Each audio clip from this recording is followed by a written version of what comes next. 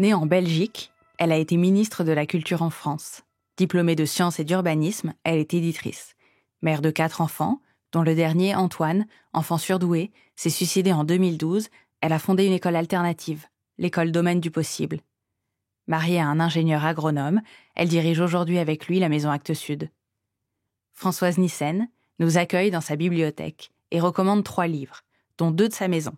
L'espèce fabulatrice, de Nancy Houston, Un monde flamboyant, de la brillante américaine Siri Houssevelt, traduit par Christine Leboeuf, et L'année de la pensée magique, livre culte de la star du nouveau journalisme américain, John Didion, traduit par Pierre Demarty. Dans ce chef-d'œuvre, publié en 2005, John Didion écrit « Je suis écrivain depuis toujours. En tant que tel, même petite, bien avant qu'on commence à publier mes écrits, j'ai toujours eu le sentiment que le sens même des choses résidait dans le rythme des mots, des phrases, des paragraphes. J'ai développé une technique pour tenir à distance toutes mes pensées, toutes mes croyances, en les recouvrant d'un vernis de plus en plus impénétrable.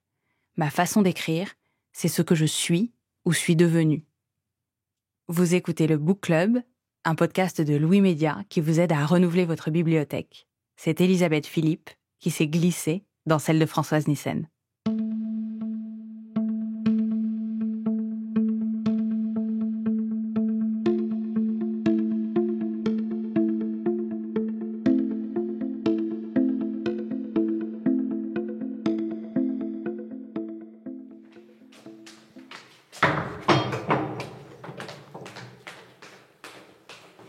On est dans cette maison, qui est une maison moitié 15e, moitié 17e, qui est grande. Et donc, c'est une maison partagée. C'est une maison où nous accueillons les auteurs, où nous accueillons les artistes. On organise beaucoup d'événements avec des artistes peintres, avec des photographes, avec beaucoup de musiciens. Et donc, c'est un lieu de partage. Et il y a une partie où nous habitons, il y a une partie où nos amis logent. Donc, je vous propose de faire un petit cheminement dans la maison, parce que les livres sont un peu partout. Donc là, il y a une première chambre. Donc ici, on est dans la partie très ancienne, qui est la partie 15e de la maison. Et donc là, on a déjà une première partie de la bibliothèque, et on a plutôt tendance à y mettre les romans. Alors, il y a des romans de la première heure d'Actes Sud, il y a des tout premiers Actes Sud. Il y a les livres au fur et à mesure de la lecture. Ensuite, on les remet à disposition. Et je dirais que d'une manière générale, c'est le principe de cette maison. Disons que notre vie est consacrée aux livres. C'est une pièce dans laquelle vous retournez pour choisir des livres. Est-ce que vous savez quels sont les livres qui se trouvent là à peu près, même si c'est pas classé? Par exemple, vous cherchez tel livre de Laurent Godet ou tel livre de, je ne sais pas, d'Émile Zola. Est-ce que vous savez qu'ils sont là? Je suis éditrice, je suis à la tête d'une maison d'édition. Et en plus de ça, cette maison d'édition est installée sur une librairie. Donc, comment vous dire que quelque part, ma plus belle bibliothèque, c'est la librairie. Et j'ai tellement de plaisir, en plus de ça, à y aller. Je peux vous le dire, pour préparer cette émission, pour retrouver des livres, eh bien, j'étais à la librairie. Donc, ça me donne l'occasion de rencontrer les libraires, de parler de livres avec eux, de parler de choix de livres, ce que je viens de faire avec eux. Et donc, en général, quand je cherche un livre, je veux y revenir, je vais à la librairie. On n'a qu'une envie, c'est d'y rester, de rêver qu'on va avoir le temps de lire tout cela, ce qui n'est pas la réalité. Et c'est magique. Enfin, pour moi, une librairie, c'est vraiment magique. On vous suit dans une autre pièce. C'est comme c'est une grande maison, il y a plusieurs escaliers possibles. Mais vivre avec l'histoire nous nourrit. Et là, on va prendre un escalier qui a été construit au XVe siècle. C'est assez étonnant. Il vous fait monter dans une tour avec un escalier en pierre, en colimaçon, pour aller dans un lieu où les livres ont une place cardinale, c'est-à-dire notre chambre. C'est pas la bibliothèque, mais c'est quand même un endroit où les livres sont très importants. Mais avant d'y aller, on va prendre un étage de plus et on va aller jusqu'à la dernière chambre qui était celle occupée par notre fils et qui est là une grande chambre d'amis, puisqu'il avait pris un peu le même virus que nous.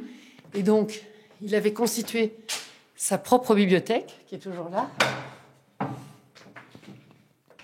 en prenant des livres cultes d'ailleurs pour lui, comme par exemple Crin Blanc, bien les Arsène Lupin, mais aussi tous nos livres d'art, parce qu'on a beaucoup de monographies. Et donc, il avait le souci de ces beaux livres, au sens propre du terme, à tel point même qu'il nous avait, par exemple, piqué cette édition absolument extraordinaire publiée par l'Imprimerie nationale de Guernica, de Picasso, et en dessous, d'Orwell-Révilly, Le bonheur dans le crime. Incroyable. Des très très gros livres. Des très gros livres, des éditions d'art exceptionnelles, hein, voilà, et qu'on avait récupéré avec les archives de l'Imprimerie nationale. Et Antoine, du haut de ses 14 ans, 15 ans, était déjà un grand amateur de livres. Donc là, il y a toute une bibliothèque. Alors là, pour le coup, très sélectionnée par lui.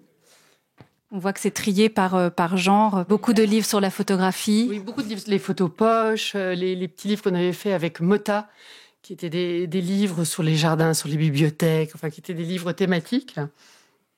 Et beaucoup de livres d'art qu'il reprenait. Je peux dire que celui qui m'a ouvert à l'art, d'une certaine façon, c'est lui. Parce qu'il avait une telle curiosité.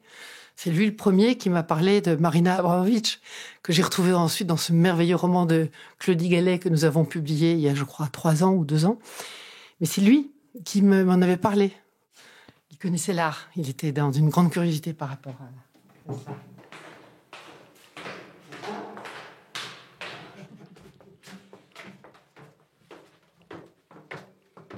On rentre dans la partie 17e et on est passé par un petit couloir. Et ça, c'est ces maisons qui avaient des pièces où logeaient les maîtres, comme on disait dans le temps.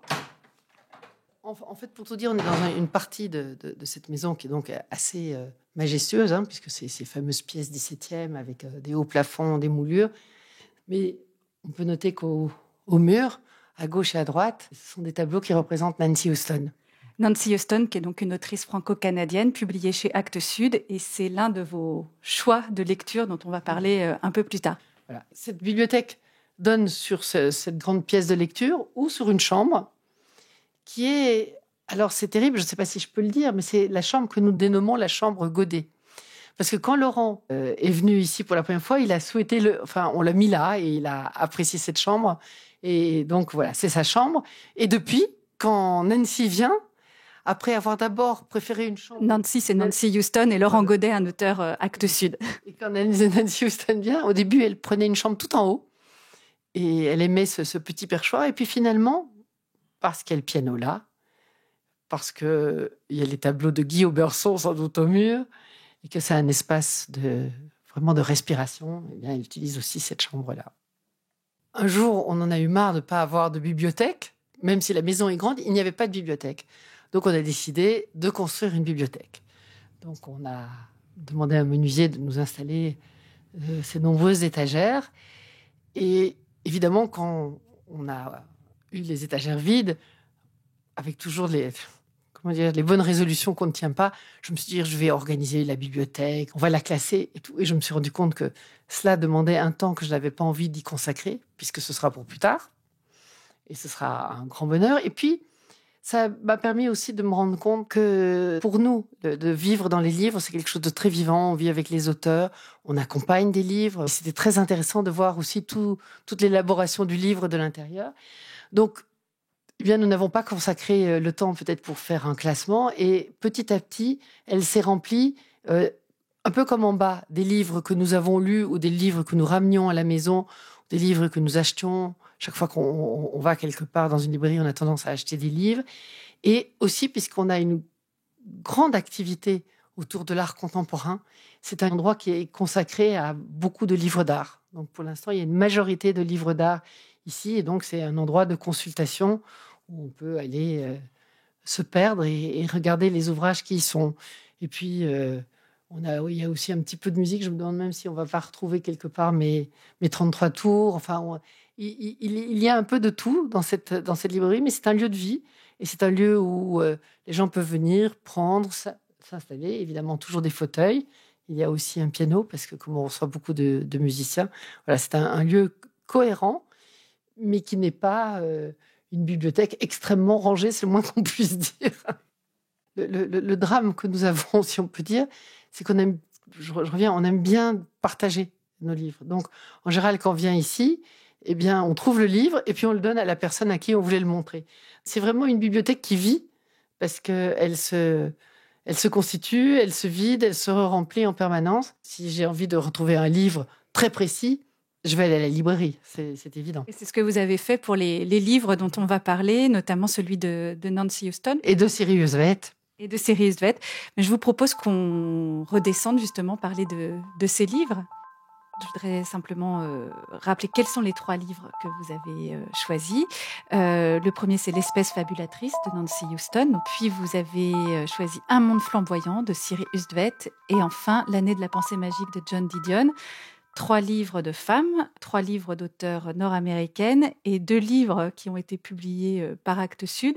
Est-ce que ça signifie que vos goûts de lectrice coïncident toujours avec vos goûts d'éditrice ?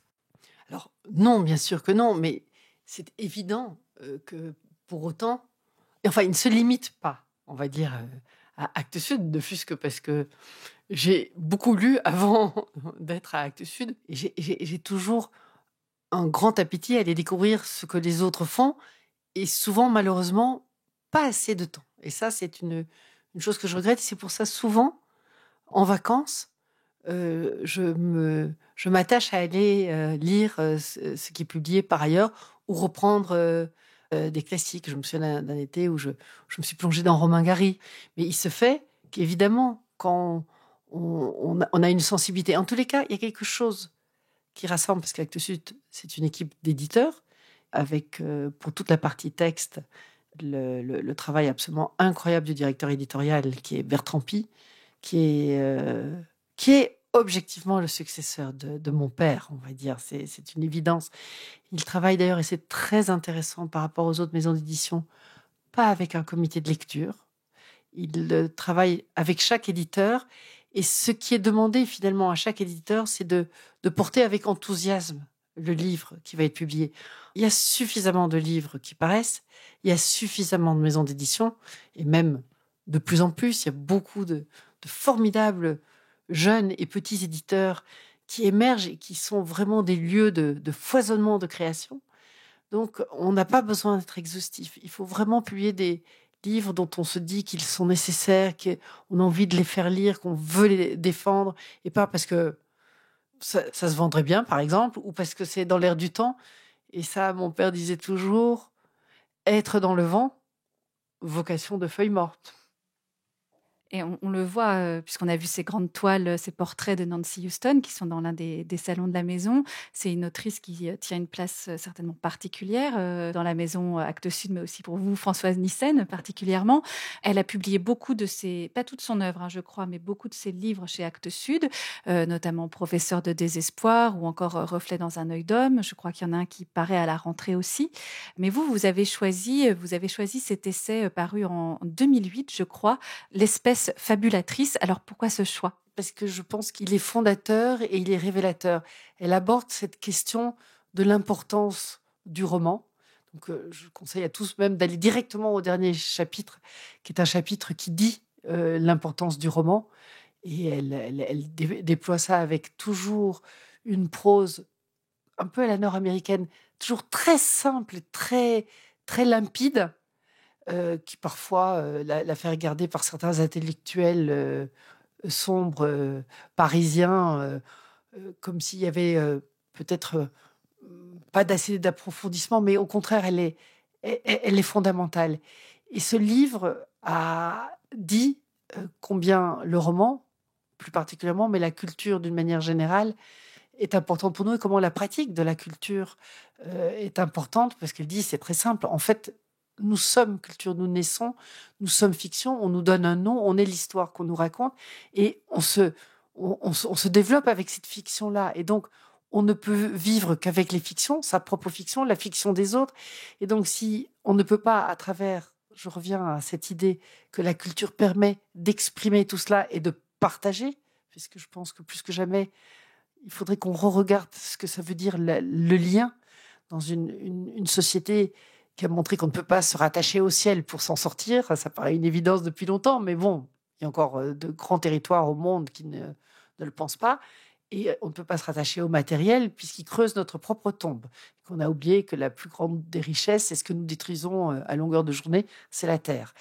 Donc, il est urgent de changer de paradigme et de se retrouver dans le lien. Donc, c'est essentiel. Donc, pour moi, ce livre-là, aujourd'hui, on doit impérativement repenser nos façons de penser un peu, je dirais, trop cartésiennes, trop en tuyau et déconnectées des autres. Eh bien, c'est un livre fondateur. Et pendant les 17 mois où j'étais ministre de la Culture, je crois que j'en ai parlé tout le temps. Je me suis dit, tant pis, même si c'est un livre Actes Sud, j'y vais. Oui, parce que peut-être pour resituer un peu le livre très brièvement, le point de départ, en fait, c'est une anecdote. C'est Nancy Houston qui se trouve à la prison de Fleury-Mérogis, dans la maison d'arrêt pour femmes, donc dans le club de lecture de cette maison d'arrêt. Et puis, soudainement, il y a une détenue qui lui demande, mais à quoi ça sert d'inventer des histoires alors que la réalité est déjà tellement incroyable? Et en fait, tout le livre, tout cet essai, très facile à lire, hein, c'est ce que vous disiez, elle a un style très limpide, très simple. Tout ce livre consiste pour Nancy Houston à tenter de répondre à cette question: pourquoi on se raconte des histoires? Et elle démontre qu'on s'en raconte tout le temps, c'est ce que vous disiez. Déjà, notre identité, c'est une histoire, c'est une fiction. Et puis, à un plus haut niveau, niveau collectif, là aussi, les sociétés sont nourries de fiction. Elle montre que ça peut être des fictions qui ont des vertus positives, mais aussi des fictions qui peuvent être destructrices, hein, certaines fictions politiques notamment. Et effectivement, vous disiez que vous avez énormément cité ce livre quand vous étiez ministre de la Culture. C'est aussi un livre qui met en avant la mission presque civilisatrice de la littérature, parce que plus on lit, plus on arrive à se mettre à la place d'autres personnes, à sortir un peu de soi et donc à prendre du recul par rapport à sa propre histoire pour comprendre celle des autres. Oui, ça nous permet d'avancer, de mieux comprendre l'autre. Enfin, Nancy, au fond, on pourrait dire qu'une des conclusions de ce livre, un peu dite de façon un peu simple, c'est que si, au lieu de lire toujours les mêmes essais ou les mêmes articles, les mêmes dossiers, l'ensemble de ceux qui nous gouvernent et de ceux qui décident, lisaient plus de romans, nous permettrait de mieux comprendre l'autre, et bien peut-être qu'il y aurait moins de guerres. D'ailleurs, si vous voulez bien, il y a un passage très explicite qui dit exactement ça dans le livre, et on peut le lire. Les non-lecteurs sont potentiellement dangereux, car faciles à manipuler par les églises, les États, les médias. Tant dans son émergence historique que dans sa consommation courante, le roman est inséparable de l'individu. Il est intrinsèquement civilisateur. Soit dit en parenthèse, il se pourrait bien qu'en Occident, les femmes soient plus civilisées que les hommes. Non seulement parce qu'elles lisent nettement plus de romans qu'eux, mais parce qu'elles apprennent tôt, grâce à cette lecture, à voir le monde et à se voir elles-mêmes à travers les yeux des autres, les hommes. À la faveur de la lecture et de l'identification qu'elle permet aux personnages d'époque, de milieux, de cultures autres, l'on parvient à prendre du recul par rapport à son identité reçue. Partant, l'on devient plus à même de déchiffrer d'autres cultures et de s'identifier aux personnes les composant. Comme le terrorisme n'est ni plus ni moins que le résultat de mauvaises fictions, ce que nos gouvernements devraient faire au lieu de fabriquer toujours plus d'armements, c'est dans les pays où il sévit, favoriser l'éducation et promouvoir par tous les moyens possibles la traduction, la publication et la distribution des chefs-d'œuvre de la littérature mondiale. Rien ne pourrait être plus important ni plus utile. Finalement, il y a quand même un lien, je trouve, entre ce choix puis Cyrus Veit, parce que Cyrus Veit, c'est là vous avez choisi, donc c'est votre deuxième choix, c'est Un monde flamboyant, c'est un roman de cette écrivaine américaine. Un monde flamboyant, c'est l'histoire d'une femme aussi qui va raconter des fictions pour être davantage reconnue.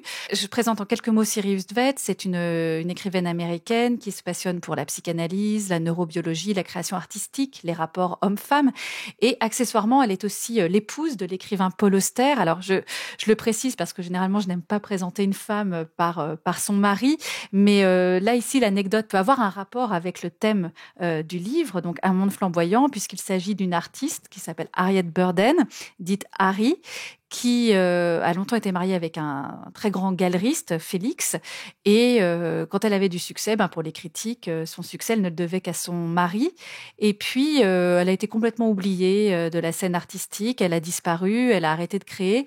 Et elle a décidé de revenir sur scène, mais en se faisant passer pour un homme, c'est-à-dire qu'elle a, à travers 3 hommes différents, elle a fait croire au monde que les œuvres qu'elle créait étaient réalisées par des hommes, par un jeune artiste un peu joli garçon, un artiste, un jeune garçon après métis et homosexuel, et un dernier artiste qui s'appelle Rune. Donc voilà, c'est toute l'histoire de cette mascarade et de l'enquête que mène un universitaire sur cette Harriet Burden. Et donc le livre est composé comme un puzzle de différents témoignages qui tentent de refaire la lumière, la vérité sur cette mystérieuse artiste qui a mystifié le monde de l'art pendant des années. Donc là aussi, on est dans un livre qui parle du pouvoir de la fiction. Pourquoi ce roman Un monde flamboyant, donc paru en 2014, traduit de l'américain par Christine Leboeuf, qui finalement fait écho, je trouve, à des débats très actuels sur la place des femmes dans l'art. Oui, et je trouve qu'il anticipe même si, bon, il y a eu quand même la grande Louise Bourgeois et des grandes femmes artistes qui ont questionné cette question-là.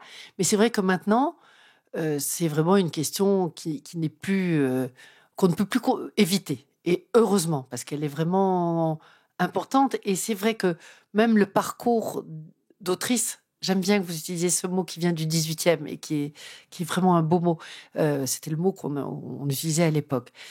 C'est une femme incroyable, c'est une femme multiple. Elle est critique d'art, elle est chercheuse en quelque sorte. Et elle a publié un premier roman qui est très remarqué après quelques essais et des nouvelles. C'est Tout ce que j'aimais. Et ça a été un choc, je dirais, pour tous les lecteurs de découvrir cette femme absolument incroyable. Mais on n'arrêtait pas de la présenter comme la femme de Paul et c'était terrifiant. La femme de Paul Auster. Et en France, c'était particulièrement fort. Moi, j'ai souvent été très choquée de cela. Il se fait qu'aujourd'hui, elle a son lectorat. Elle est reconnue comme un grand écrivain. Pour autant, ça n'empêche que le fait qu'elle soit en complicité, qu'elle ait partagé sa vie avec Paul, ne soit pas d'une importance considérable parce qu'ils ont eu beaucoup d'échos de leur œuvre. D'une certaine façon, pour ceux qui connaissent l'œuvre de Paul Auster, quand il écrit dans le scriptorium l'histoire d'un homme qui est enfermé dans une boîte, peu de temps après, enfin, c'est ma lecture, Siri publie Tout ce que j'aimais avec un artiste qui construit des boîtes. Et donc, on peut pas ne pas avoir en permanence des complicités et des échos entre les œuvres de l'un et de l'autre en permanence. C'est vrai que là, elle écrit une femme qui prend plusieurs vies. Et puis Paul a sorti en début d'année dernière ce grand roman 4-3-2-1 où c'est le même personnage qui vit plusieurs vies d'une certaine façon. Donc on peut trouver, alors c'est pas important de les rechercher, mais on peut trouver des complicités. Donc c'est intéressant de voir comment ces deux-là sont dans une complicité intellectuelle et littéraire assez étonnante. Et quand elle parle, et c'est ça qui est important dans ce livre, donc c'est un peu le monde de l'art et le monde qui tourne autour. Et puis il y a toute la relation effectivement de la femme à celui qui apparaît, donc son mari, le galeriste, et qui, dans ce milieu de l'art qui est parfois quand même un peu codé et un petit peu particulier, avec des espèces de grandes présences comme ça et de réseaux évidents. Et puis elle n'existe pas du tout. Et ce que je trouve absolument fascinant chez Siri, en général, il y a une véritable quintessence de tout cela dans ce livre-là, c'est que ça fait partie de ces êtres rares qui ont une capacité à défier, je dirais, les autorités qui seraient, les scientifiques qui seraient autorisés à parler d'eux, ou les spécialistes de telle ou telle chose. Elle s'intéresse à tout. Et il se fait que dans son parcours, outre l'art, puisqu'elle est critique d'art, elle a fait des ouvrages magnifiques sur l'art. Elle s'est intéressée à partir du moment, au moment de la perte de son père, elle a eu des tremblements dans les jambes et elle s'est interrogée sur ce que ça voulait dire. Donc, on lui a d'abord donné des médicaments, et puis il est allé aux œuvres de tous ceux qui parlaient des problématiques de l'âme. Et donc, elle a commencé à plonger en psychanalyse, elle a plongé en neurosciences, et elle a lu. Et elle a cette capacité rare de pouvoir intégrer, je pense qu'elle est une des rares à faire ça. Elle intègre tout ce qu'elle lit et elle crée les liens. Et ça, c'est absolument magique. Du coup, ça donne un essai qui s'appelle La femme qui tremble, où elle fait les liens entre tout ce qu'elle lit, et puis après, ça donne un roman. Mais ce qui est extraordinaire, c'est qu'aujourd'hui, c'est reconnu par le monde scientifique. Et que du coup, elle est demandée dans des lieux de recherche pour intervenir. Elle fait des conférences inaugurales de toute la rencontre des Freudiens à Vienne, la grande conférence psychanalytique. Là, elle a eu le prix Payon à Lausanne, qui est un grand prix de littérature pour des penseurs et des écrivains et des sociologues. Et celui qui a fait son Laudate, qui a fait son éloge, c'est Jean-Claude Amezen, qui donc est un de nos grands scientifiques, qui a cette émission remarquable sur France Inter, sur les épaules de Darwin, qui nous fait rêver en science d'une façon extraordinaire. Eh bien, il fait souvent référence à Cyrus Vett. Donc, Cyrus Vett le nourrit. Cyrus Vett se nourrit des grands penseurs de ce domaine-là. C'est absolument extraordinaire. Alors, on va passer à votre dernier choix. Et c'est encore une femme. Cette fois-ci, il s'agit de Joan Didion, encore une américaine. Est-ce que vous avez un tropisme personnel pour l'écriture de femmes? Est-ce que vous considérez qu'il y a une littérature féminine? A priori, je n'y fais pas attention, mais il se fait que les femmes, un peu dans ce qu'a dit Nancy, par leur curiosité, leur attention à l'autre, souvent leur parcours en littérature, ont une sensibilité exceptionnelle et qu'elles osent peut-être aussi le dire avec leur profondeur. Et donc, c'est vrai que du coup, ça fait souvent une littérature bouleversante.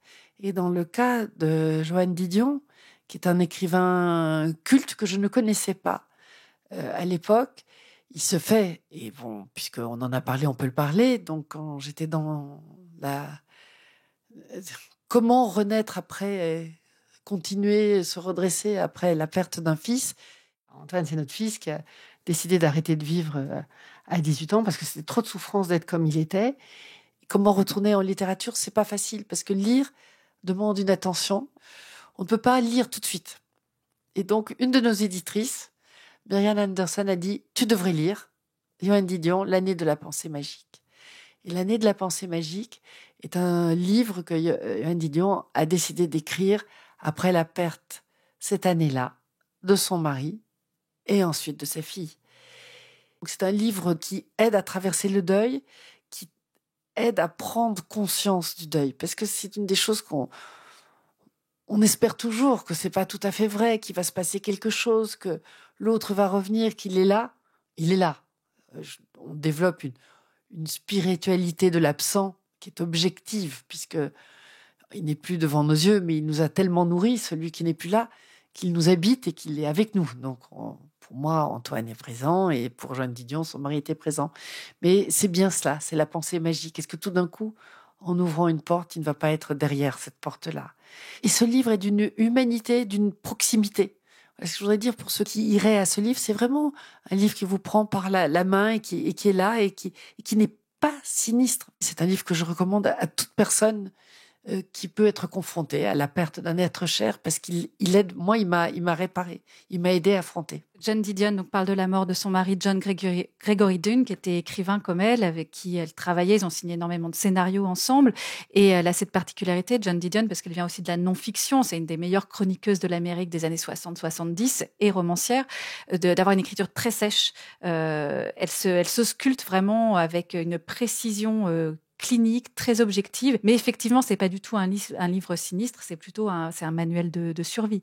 Vraiment, c'est un livre simple qui vous permet d'avancer, d'affronter et de réfléchir. Enfin, il y a d'autres livres, il y a La Consolation de Sénèque, évidemment, mais je le recommande absolument. Rester dans le malheur ne permettra pas d'avancer.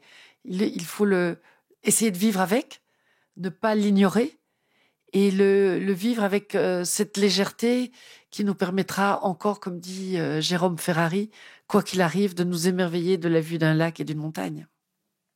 Pour terminer, la littérature dans votre vie, on imagine qu'elle est fondamentale. Qu'est-ce que vous pourriez nous dire ? Alors, d'abord, je ne pourrais pas vivre sans. Donc, je ne sais pas très bien. Il y avait Beckett qui disait bon qu'à ça, par rapport à son écriture. Moi, je ne pourrais pas envisager la vie sans la lecture et sans la musique, parce que c'est ce qui me nourrit. Pour moi, c'est une question de santé mentale. Et c'est quelque chose qui me permet absolument d'envisager l'avenir. Je suis quelqu'un de curieux. Je pense que la curiosité par excellence est une qualité à développer. C'est ce qui vous permet d'aller vers l'autre. Et d'aller vers l'autre en lisant des livres, c'est une façon extraordinaire aussi de vivre et de pouvoir aussi accompagner les autres. C'est-à-dire que j'ai l'intime conviction que ce que nous avons en nous et que nous ne pouvons pas exprimer nous empêche de vivre d'une certaine façon. Et la confrontation à l'autre, par un art quel qu'il soit, mais aussi évidemment de façon très importante par la lecture, permet tout d'un coup d'exprimer quelque chose, de partager cette interrogation, parce qu'on découvre que l'autre aussi, on en a à travers la lecture, parce qu'on comprend que il y a des autres aussi, et que donc ce que nous sommes en singularité ce n'est pas grave, et que donc on peut, à travers la lecture, appréhender l'autre, mais aussi partager. Moi, j'ai tout appris par l'autre et les livres et l'autre. J'aurais envie de dire, pour conclure sur l'importance de la lecture, d'une façon générale, c'est le rapport à l'autre. Donc, lire et partager.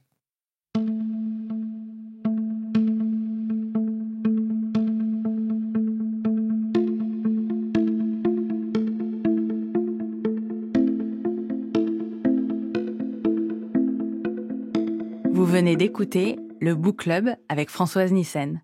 Les 3 livres recommandés sont L'espèce fabulatrice de Nancy Houston et Un monde flamboyant de Sirius Vett, traduit par Christine Leboeuf, et tous 2 parus chez Actes Sud. Et L'année de la pensée magique de John Didion, traduit par Pierre de Marty et paru chez Grasset.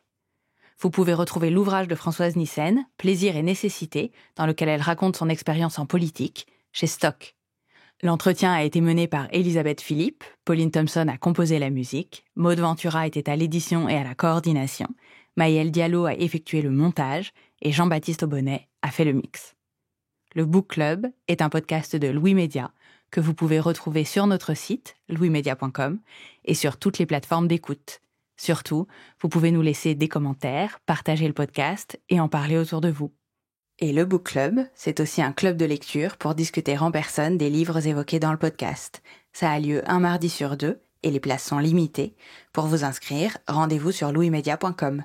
La prochaine édition aura lieu chez My Little Paris, le mardi 20 août, et nous parlerons de l'année de la pensée magique de John Didion. La conversation sera animée par Maud Ventura. On espère vous y voir nombreuses et nombreux.